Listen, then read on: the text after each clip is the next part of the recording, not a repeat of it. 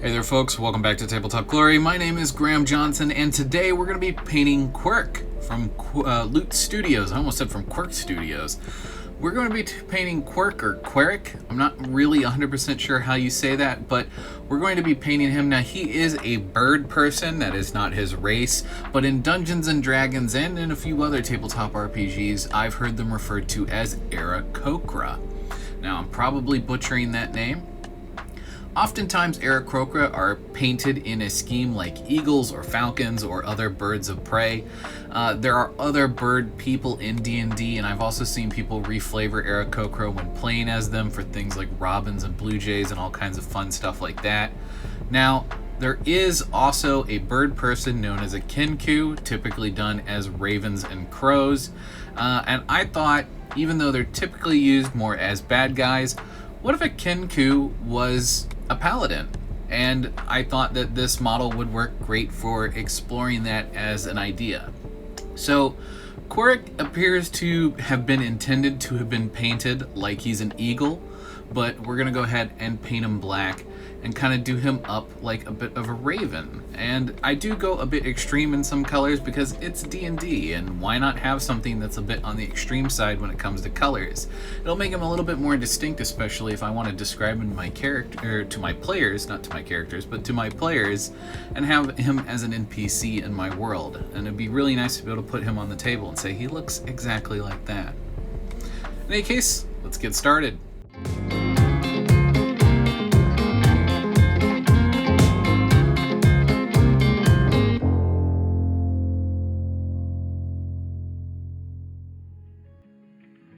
Starting out, I primed the model in black using Tester's black primer, and then I actually went ahead and put a matte coat over it because I knew, because I'd be handling the model a lot, it was going to wear off. And as you see, as the video goes on, the sides wore down quite a bit, so you can imagine what would have happened to the surface every time I kept poking and jabbing it with my pinky. You'll notice a lot of times that I tend to stabilize my painting hand by resting my pinky on the model. And I know a lot of people tell me that if you wear gloves, you won't wipe the paint off. I've done plenty of videos on here where that's definitely still happened. So in my opinion, it doesn't seem to help me at all. So I'm just gonna continue to do it the way that I've always done it. Now, as you can see here, I have prepared two little splotches of blue, and I'm kind of blending these two together to get my midtones and my highlights, and that doesn't really end up working out the way that I thought on the model. They kind of just all blend together, which is absolutely fine because when it dried, it all worked out for the best.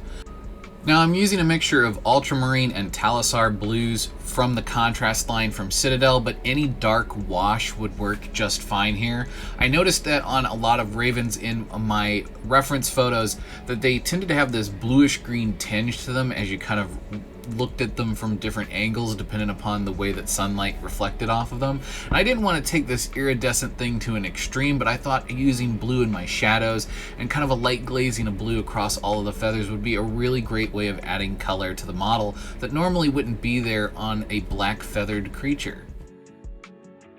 Now here you can see me applying it into the recesses and into the shadows. I end up just kind of giving up on that and doing an all-over coat everywhere, and then I reinforce those shadows by just adding more of the blue on top of that after the fact. Now a beak is just a beak, right? I mean, and you could just paint it with all one solid color, and oftentimes when I'm painting smaller scale miniatures, that's exactly what I do. But that's not exactly interesting, nor is it true to reality. If you look at a lot of different pictures of birds from far away, they may all look the same, but if you find somewhere they're closer up, or maybe a more profile picture of the bird, you'll realize that there's actually quite a lot of color within the beak, albeit various shades of gray if it's a gray beak, or various shades of black if it's a black beak, or so on and so forth. But also little nicks and cuts and scratches that often happen just from natural wear and tear as the bird's life goes on.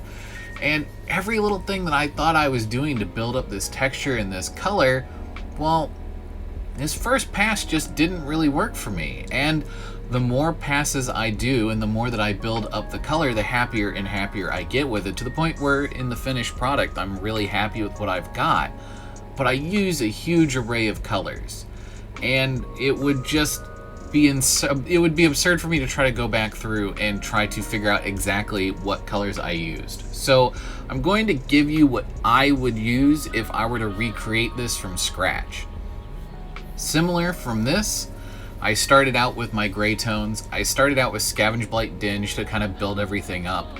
And I originally used my brush to add texture here at this stage, and you could do that, or you could build it up through glazes and then use Dawnstone to build up some more texture depending upon just how bright you really want that to be. Now for all my little scratches and my edge highlighting, that's a mixture of Dawnstone mixed in with some titanium white from Golden. And honestly, that's really the bulk of it. There is a little bit of blue mixed in here and there from using some rust gray, but honestly it wasn't needed. The mixture of those three colors alone could easily recreate what I ended up with as my final product. I knew this like little mohawk cowl thing on the top of the bird's head was going to be some shade of green. That was one of the ways that I wanted to add some green in as well, but then I realized that I could add it in around the eyes and kind of tie it all together and not just have this green in one place. Typically, if I'm going to put a color somewhere, I try to put it somewhere else so that there isn't just this one stark spot on the model. Now I knew that by putting it in the eyes, it would help to draw the attention to the eyes and really draw the attention into the face, as opposed to being distracted with the armor, which I was planning to make quite flashy later on. Remember, the subject is the bird creature himself, not necessarily the armor that they're wearing. Now I ended up using Warp Lightning contrast paints here to kind of blend in this green into the existing blue-black, and to really make some spots a little bit more vibrant than others, I went ahead and added Moot Green in directly with my Warp Lightning. And this is how I built up my highlights, at least for the green. And I used a lot of different brushes in order to get a lot of different sized brush strokes to kind of help blend everything together and give the illusion that these are feathers instead of just sculpted lumps. Because in some places, that's all those feathers are, is sculpted lumps, and there is no texture there. And I had to do my darndest to try and make sure it looked like there was proper texture here and there. And if you look at it real close, it's pretty obvious that they're just lumps and not real texture. But hey, that's fine. If there had been sculpted texture on all of these feathers, it would have been a no-brainer to have hit it with a dry brush, but I needed a lot more control than that, which is why you'll see me over the course of the video building up these colors with different brushes and different brush strokes, trying to make this look as good as possible. Now right at the end of that last clip, you saw me paint the eye. Now I ended up using rust gray as a way to kind of bring this up from the black that it was. At this point in time, I still thought I was going to go all the way to white and paint the eye properly. This is something that I was planning to do the whole time I was working on this model. And then I decided, well, if I'm telling this story of it being a paladin or whatever, maybe he's got some magical powers or whatever, and I wanted to give that glowing eye effect that I really love so much. And I end up doing that at the end of the video. It's a little subtle, but I really like how it turned out. And so because I painted this rust gray so early on, it just kind of grew on me. Now that's not to say that if I was going to do this again, I'd cheat my way out of doing the eyes once again. If you've seen my video about my beholder, I actually really enjoy painting eyes. I'm not really great at it, but when they're nice and big like that, pretty hard to make them look bad.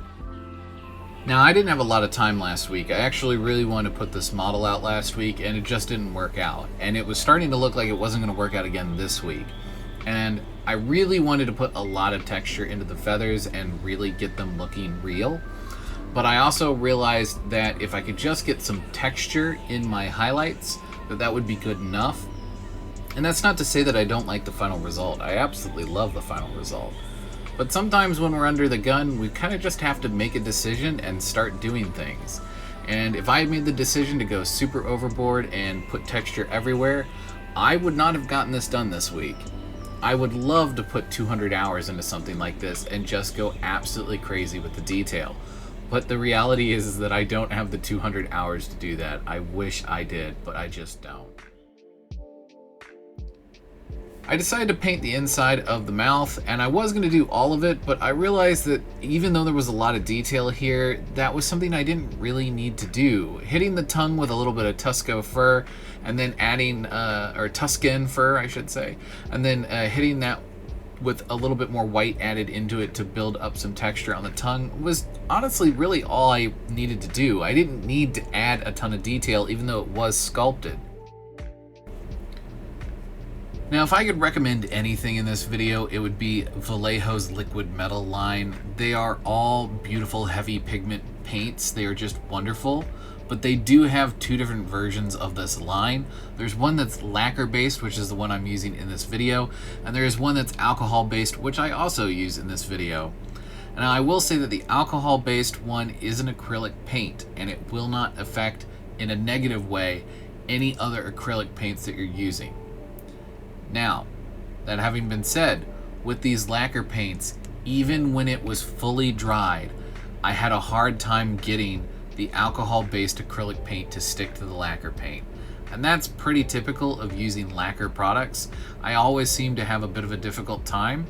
It's almost like trying to paint directly on top of a raw plastic kit like Gundam, where it's not really meant to be painted. The paint just doesn't really want to stick to it. Now, that having been said, you can do 3 or 4 coats once you do get one layer to stick, and it'll look just fine and it'll stick just fine. But it does take a lot of effort, and it's not exactly for everyone. Now, I am using a slightly brighter gold from the same liquid metal line. Now, this is the lacquer paint again, so I know it's going to stick just fine. And it adds a really subtle effect to the gold where there's kind of more of this orangey red color in the recesses.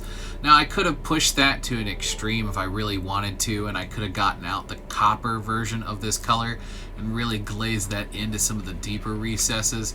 But I didn't really want to take it that far. I wanted this to be more of a subtle thing. Now, what I did take a little bit farther was some of the highlights in the silver, or in the gunmetal, I should say, and built it up almost all the way into silver to kind of replicate the way that light might be reflecting off of the armor. Now, there are some places where I probably should have done quite a bit more of that, but honestly, the final result was something that I'm really happy with, and I feel makes the armor feel like it's made out of a lot of different kinds of metal.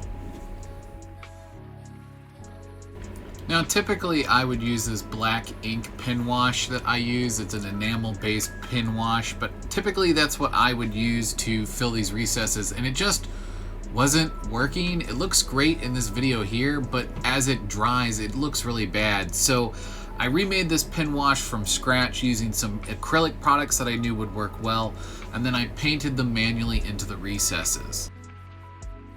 One of the last things I decided to do is, again, I said I wanted to kind of give the glowing eye effect. I'd really grown fond of this rust gray color for the eyes, and maybe I could make it look a little bit more milky or something if I went ahead and glazed in some white, but honestly, I think it looks just fine.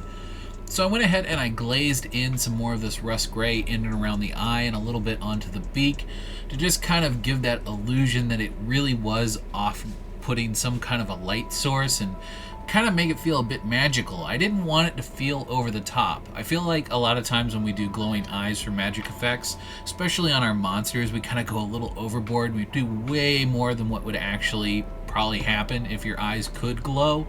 So I wanted to do this as a bit more of a realistic type of glow for a character like this. And there we have it, another one done and in the bag. Now, there appears to be a bit of bubbling, but it's actually the other way around. It's kind of pock marks that are left over from the 3D printing process, and I just thought that that wasn't going to be a big problem, but unfortunately, it does a little bit more visual damage than I anticipated, which is something to keep in mind for when I do this again in the future with some other busts, as I've got some really cool stuff on the way. In any case, we will not be doing another bust next week. We're going to get back to doing traditional miniatures. As to whether or not we'll be doing a Reaper or a Warhammer miniature is yet to be seen, or perhaps we'll even do something else. I've also got a few Gundams on the way, so keep an eye out for that. In any case, may your display case always be filled, and your pile of shame never run empty. Until next time.